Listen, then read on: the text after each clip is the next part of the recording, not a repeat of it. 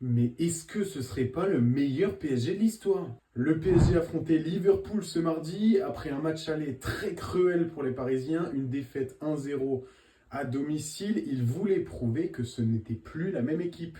Au match aller, ils avaient montré une force collective incroyable, mais malheureusement, ça n'avait pas suffi. Mais après ce match, l'objectif était clair, prendre d'assaut Anfield, l'antre de Liverpool, pour confirmer cette bonne forme. Le match commence et Liverpool démarre très très fort, bien mieux qu'au match aller. Mais sur une percée d'Ousmane Dembélé, le PSG ouvre le score.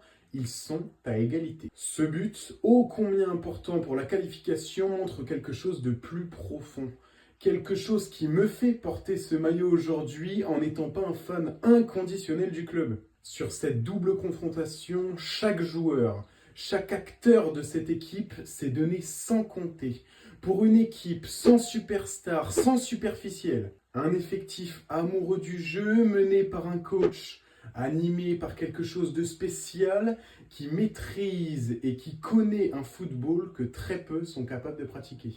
Et cette union fait ressortir le meilleur de chaque joueur dans par exemple une défense qui a réussi sur une double confrontation à contenir une attaque qu'aucune défense de Première Ligue n'arrive à contenir. Avec un milieu qui arrive à se balader en étant sous pression face à un des milieux qui est considéré comme l'un des meilleurs du monde actuellement. Avec une attaque enfin tranchante, avec des joueurs longtemps critiqués, à qui on a donné une chance et qui aujourd'hui sont décrits comme des potentiels vainqueurs du Ballon d'Or. C'est une confiance qu'ils ont également donnée à un homme, Gianluigi Donnarumma, fautif sur plusieurs éliminations, pas clair encore au match aller, mais que personne n'a lâché dans l'effectif et qui aujourd'hui permet au PSG de se qualifier en quart de finale de la Ligue des Champions.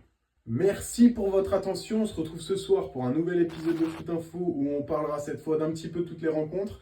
En attendant, rendez-vous sur notre Instagram, des scores, des news et des pronostics en temps réel.